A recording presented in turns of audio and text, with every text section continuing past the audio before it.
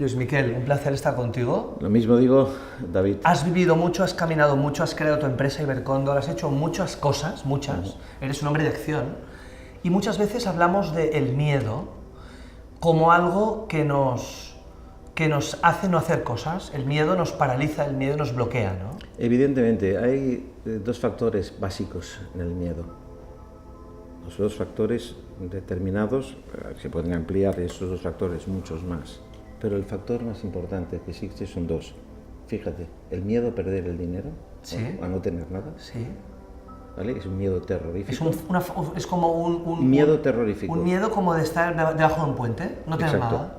Y otro miedo que es impresionante es miedo a perder el amor. Cuando uno está enamorado, perder el amor es algo que te da pavor.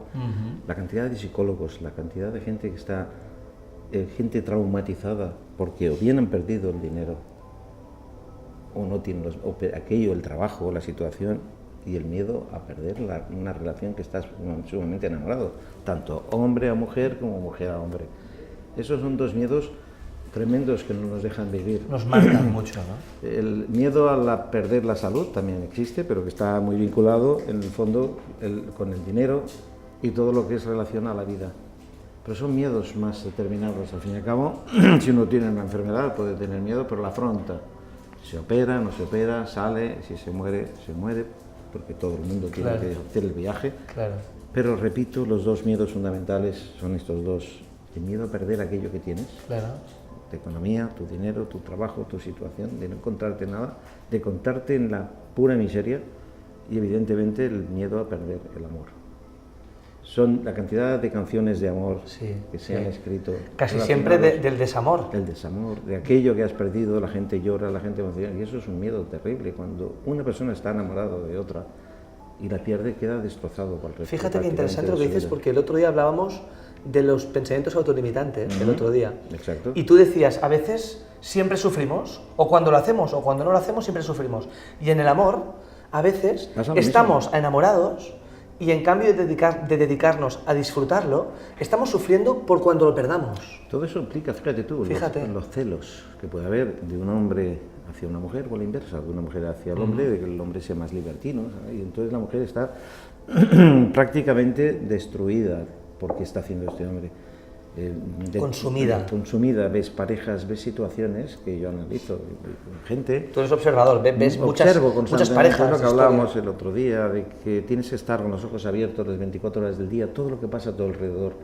Para ser consciente de todo aquello, el ser humano padece, sufre o disfruta. Claro.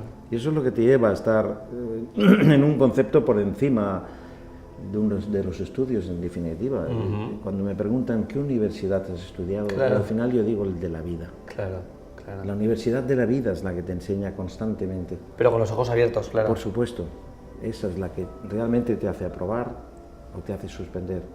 Cuando has adquirido los conocimientos de la vida, es lo que te da un equilibrio a la propia sensación de saber, de entender los miedos, de no entenderlos, de asumirlos, de que los miedos te bloquean, o los miedos si los superas. Toda la persona tiene miedos, de una manera u otra, hasta los psicópatas tienen miedo, porque tienen un punto débil determinado que no los pillen. Que no los pillen por algo muy determinado, en un punto muy determinado, que ahí es un punto de flaqueza que tienen. Un psicópata, lo hemos estudiado, de que evidentemente tienen un punto débil, la madre, un hijo, un familiar. Un talón de Aquiles. Un talón de Aquiles, que ahí es el punto.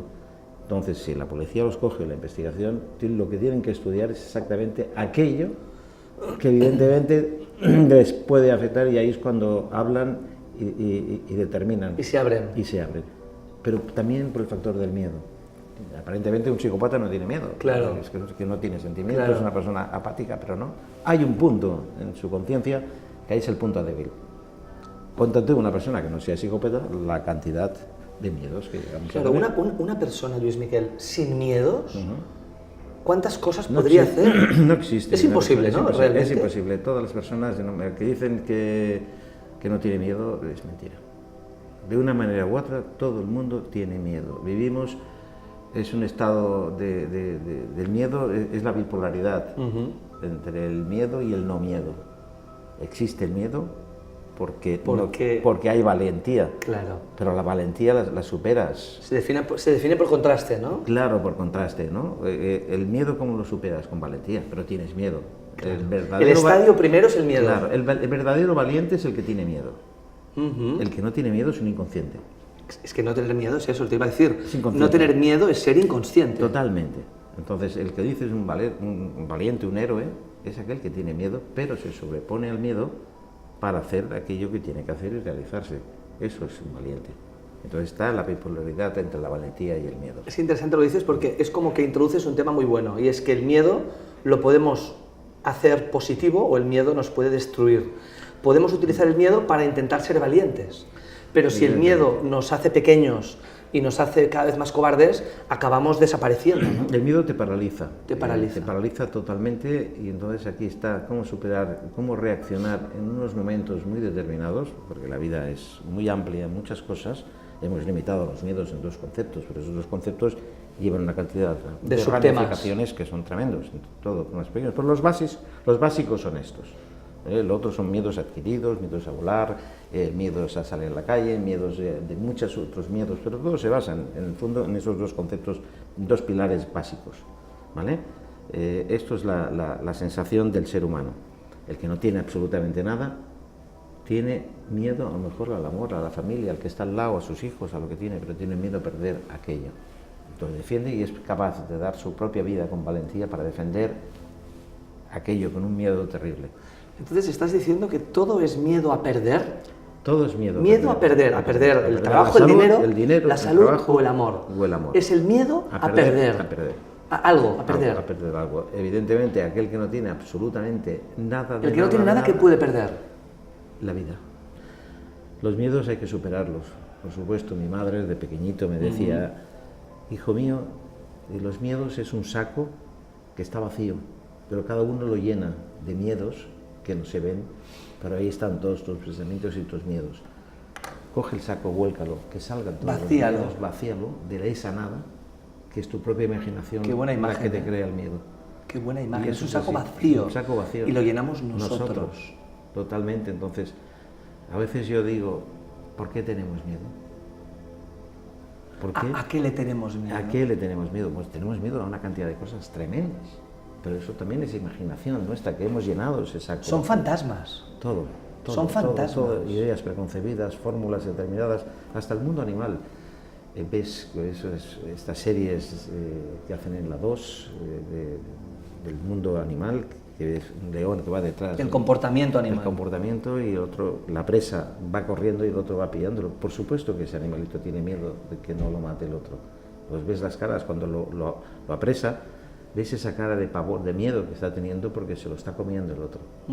Pero el mundo animal es esto también, como la propia vida. Siempre hay miedo de que el más fuerte se nos coma, de una manera u otra, psicológica, económica o de la manera que quieras. Entonces, el miedo forma parte de la vida. Entonces, lo único que nos falta, Lluís Miquel, es intentar sacar el máximo provecho y hacer positivo el miedo. O sea, el miedo siempre está ahí, pero lo que tú decías, que el miedo se convierta en un intento de valentía, por ejemplo. Más que nada, aceptarlo como tal. Aceptarlo seguro. Sí, porque la gente es muy fácil. No tengas miedo. No. Si lo tengo porque es natural. No vale, eso no vale. El miedo forma parte de la vida. Claro. No hay gente que no tenga miedo. Todo el mundo tiene miedo a lo desconocido, a aquello que no sabes, a aquello que te va a venir, que lo desconoces. A lo imprevisto. A lo imprevisto. Es normal. Hay gente que tiene miedo a volar con un avión, gente que tiene miedo de conducir, a ir por la calle, hay miedo a 30.000 cosas que podemos Hablar hacer. en público, tantas Hablar cosas, en ¿no? público, claro. Aquí están las situaciones de los miedos. Los miedos nos los creamos, las inseguridades también, nos autolimitamos, que es también el tema del otro día, y esto nos procede evidentemente. ¿Cómo superar los miedos? Muy difícil, muy difícil, porque el miedo forma parte de la conciencia y del ser humano. Y menos mal que tenemos miedos, si no podríamos ser locos. Lluís Miquel, gracias por no tener miedo y hablar del miedo. Tengo miedo y hablo del miedo. Me encanta. Gracias por todo. Un placer.